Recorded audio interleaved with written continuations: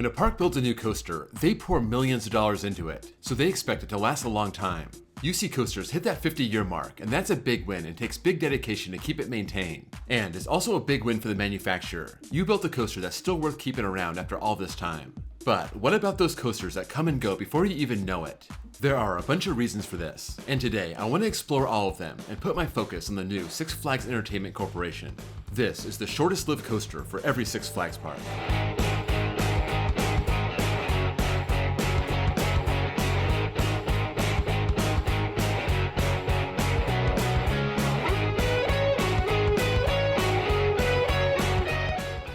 First, I want to thank my Patreons and my new members, Matthew Doyle and Grady P. If you want bonus access, bonus content, behind the scenes videos, a shout out when you join, and your name on this fancy Patreon screen, follow the link below and join. I'm not just going to run down the list. I'm going to rank these from the longest term to the shortest term. Also, I'm not counting coasters that get relocated to a park and never built. That happens way more often than you would think. The coaster has to have at least been built, even if it never opened. We have 26 parks to go over, so let's get started. Number 26, Nothing at Michigan's Adventure. I know, this park never gets new coasters, and that's a big reason they never removed one. But it's still kinda crazy, this park's been building coasters since 1979 and not one has been removed. The most they did was shut down their Chance Rides Big Dipper and move it to another spot in the park, now known as Woodstock Express. This is the only park in the chain with 0 defunct coasters. Number 25, Skyrider at Canada's Wonderland, 30 years. Opening 4 years after the park, this Togo stand-up was the first coaster edition on top of the 4 the park opened with. These were all the rage back in the mid-80s. Back then, the park was owned by Taft Broadcasting, and they put the same coaster in Kings Island and Kings Dominion. Like with those parks, this coaster had an expiration date, but it served 30 long years, taken out in 2014. That land now used for Yukon Striker.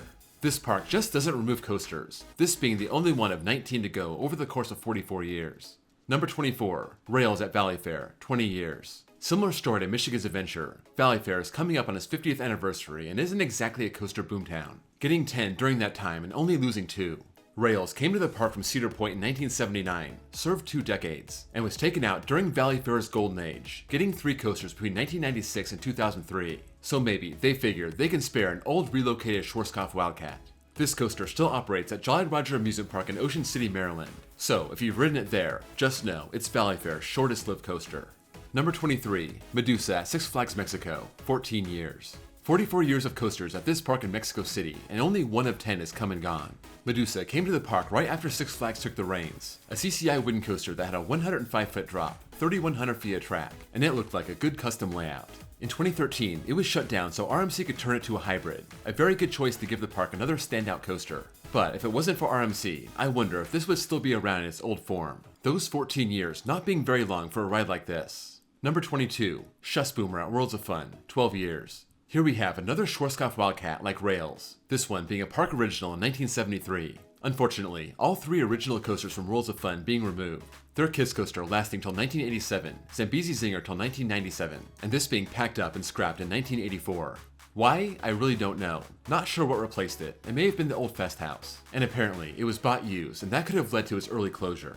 Number 21, Flying Super Saturator at Carowinds, 9 years. Of the 4 defunct coasters at the park, this Set Point water coaster spent the least amount of time here. A gimmicky water coaster that was all about soaking the person on the ground and you yourself as the rider. This had a whole infrastructure built around it, putting water cannons on the ground, putting water on each car. And after 9 years, this ran its course and was taken out by Cedar Fair in 2008, using that land for Carolina Cobra in 2009. Number 20, Jet Scream at Six Flags St. Louis, 8 years. I had 3 options here for this park that opened in 1971, 13 coasters total, and this Schwarzkopf Looper opened in 1981, closed in 1988. This was a looping star, just like Silver Bullet at Frontier City, and as you would expect, it was very portable. In 1988, this was taken out and shipped down south to Six Flags Astroworld, reopening in 1989 as Viper, obviously part of the Six Flags Ride Rotation program. St. Louis would benefit from this program also, getting Big Ben from Six Flags Over Texas, but that sat around and rotted for almost 10 years, finally being sold for scrap. Number 19, Nightmare at Crack Axle Canyon at Six Flags Great Escape, 8 years. Only 3 options for this park, 9 coasters in their history, and this Schwarzkopf in a box was passed around a ton, its stint at Great Escape being the final stop between 1999 and 2006. This is a Jetstar, just like Tiger Coaster at Indiana Beach, but this was indoors. The building is still there, across the path from Canyon Blaster, but the ride's been gone for almost 20 years. Number 18, Hypersonic XLC at Kings Dominion, 7 years. 19 coasters and 7 are gone. Hypersonic came to the park in 2001 as a very innovative prototype. As the XLC in the name suggests, it was an extreme launch coaster, the first ever air launch coaster, and actually the first coaster ever built by S&S. It looks like it was an extreme rush, but when you're talking about a prototype like this, you're gonna have problems. And not long after Cedar Fair bought the park from Paramount, Hypersonic was done, that land now being used for Windseeker. Number 17, Joker's Revenge at Six Flags Fiesta Texas, 6 years. This park opened in 1992 and has only removed 2 coasters. This being the last thing the original owners did before selling the park to Six Flags, a 3-inversion Vekoma Hurricane, and trains that ran backwards. After the 2001 season, Six Flags wanted to move this to one of their new properties, Six Flags New Orleans, and this plot would sit empty for 6 years, Pandemonium going up on that spot in 2007. Number 16, Python at Six Flags America, 6 years. When Lightning Loops was split up at Six Flags Great Adventure, the 2 sides were sold off really fast. One side went to the park known as Adventure World, just purchased by the Tierco Group, aka Premier Parks, the chain that would buy Six Flags in 1998. But at the time, they weren't Six Flags, just ended up with a Six Flags coaster, Python. Funny enough, once Premier bought Six Flags, they shut down Python ahead of a big influx of investment to the park. They would end up getting 6 coasters over a 4-year span, but Python had to go in 1998 after just 6 years. Number 15, Whirlwind Racer at Six Flags New England, 6 years. It's hard to comprehend just how old Riverside Park is, going back to 1870, the coasters going back to 1912. Having so many come and go in the early years, 10 defunct coasters in total, and Whirlwind Racer opened right at the start of the Great Depression, closing down in 1933 when the whole park shut down for 7 whole years. When it was sold to a new owner and reopened in 1940, Whirlwind Racer was not part of the lineup, one of 3 coasters that closed down with the park and never reopened. This was a wooden coaster built by Harry G. Traver. Number 14, Stinger at Dorney Park, 6 years. This is also an old park, going back to 1884, having 10 defunct coasters and only 8 active ones. Despite the park's age, and its coaster lineup starting way back in 1905, their shortest lived coaster is quite recent. This relocated Vekoma and Vertigo coming over from California's Great America in 2012. And by 2017, it was done, removed, never relocated, and that plot of land would sit empty for 6 years, replaced by Iron Menace in 2024. Number 13, La Course at La Ronde, 5 years. Opening in 1967, this park had 12 coasters, 4 of them defunct. Luckily, they never built Vipair, so that doesn't count, and La Course is the shortest lived coaster, having some mystery around it. It may have opened around 1972 and may have been taken out around 1976, give or take a few years, there's no way to know. This is a portable coaster, being taken out and resurfacing at Jenkinson's Boardwalk in 1992, leaving in 2018. Still operating to this day at Jolly Roger in Maryland. Yeah, that park again, the one that has rails from Valley Fair. It also has La Course, now known as Barracuda. Number 12, Cucaracha at Six Flags Over Texas, 4 years. Many don't realize Runaway Mine Train was not the park's first coaster. It was Sidewinder, later renamed Cucaracha and Alan Herschel Wild Mouse. Starting off in the US section for a year, moved to the Mexico section the year after, hence the rename. But this portable Wild Mouse was gone after the 1964 season. Apparently, the park was successful and they wanted to take out the temporary cheap rides and put in nicer, permanent ones. Hence, the new star attraction the year after this was removed, Runaway Mine Train. Number 11, Z-Force at Six Flags Over Georgia, 4 years. Another Six Flags ride rotation coaster. This started off at Great America in 1985, spent 3 years there, on to Over Georgia for 4 years till 1991, and then had one more stop, ending its reign of terror at Magic Mountain. This intimate space diver was built to be moved, a very compact rectangle coaster. Not very exciting, so it was good to keep it moving after people got bored with it. Number 10, Windjammer Surf Racers at Knott's Berry Farm, 4 years. This was a long 4 years, one of the most infamous coasters ever. This was a mess from the start, a Togo looping mouse that would shut down in the slightest wind. A coaster that spurred a lawsuit from Knott's against Togo they wouldn't win. This disaster of a coaster replacing the beloved Wacky Soapbox Racers. This was only here from 1997 to 2000, removed for Accelerator.